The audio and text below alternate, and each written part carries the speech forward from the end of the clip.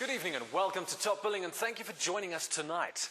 Mimi So was the first Asian woman to open up a store in New York's Diamond District and shot to fame when David Bowie and Imam commissioned her to design their wedding jewelry.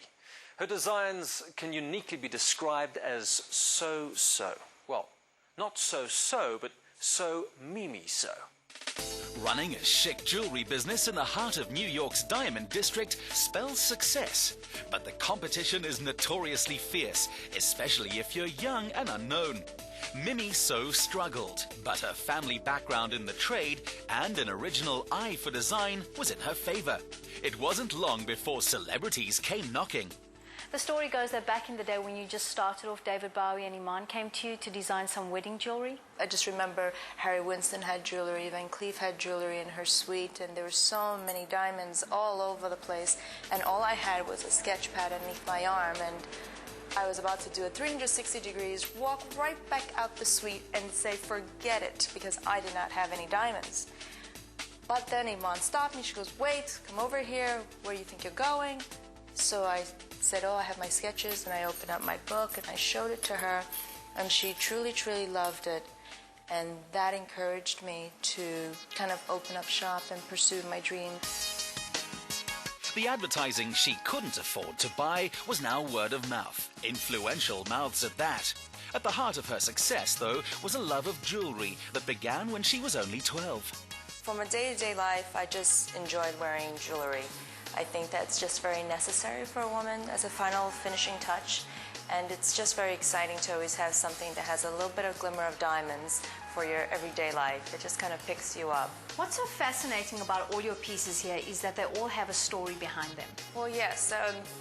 Being in New York City, we've sold many, many big rocks and many, many women, and so I just wanted to do a little take on it where usually they ask, well, how big is your rock? And usually they'll say it's a 3 carat, it's 5 carat, it's 10 carat, 20 carat.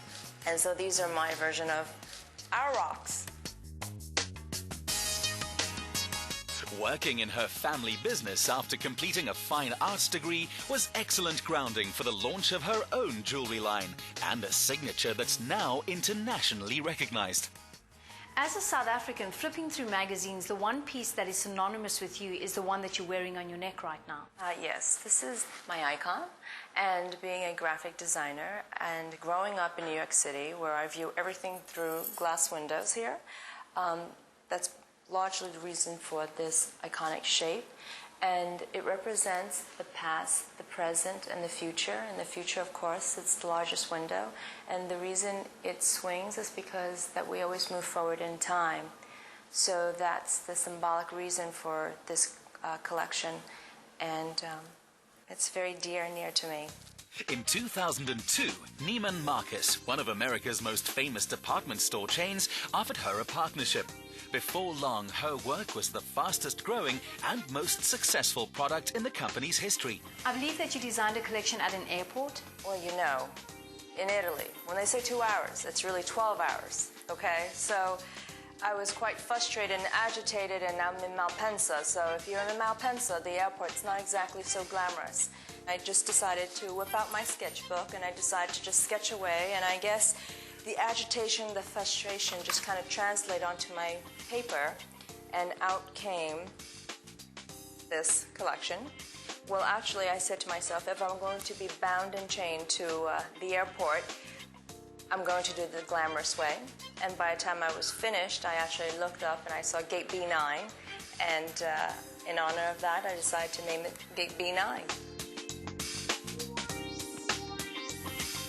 She launches 2 new collections every year, and her A-list clients include everyone from music to movie stars. Tell us a story about that necklace and Drew Barrymore. Yes, actually, Drew is a fan of our jewelry, and so she's quite creative, and she is quite petite and slender, so she actually wore this necklace, which I wear every day, and she wore it on her hip, which is what's so great about my pieces. It's just very versatile, however you want to wear it.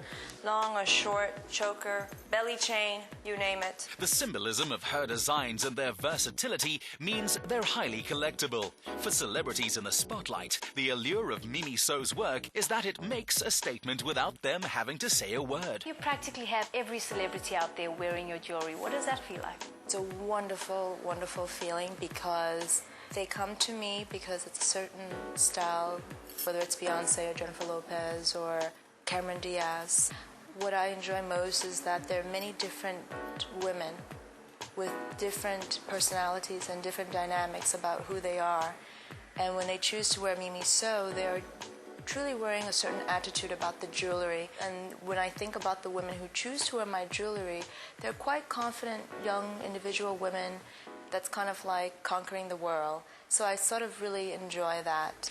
With over $5 million in sales last year from her department store range alone, Mimi So is the first woman to break into the heart of the jewelry district.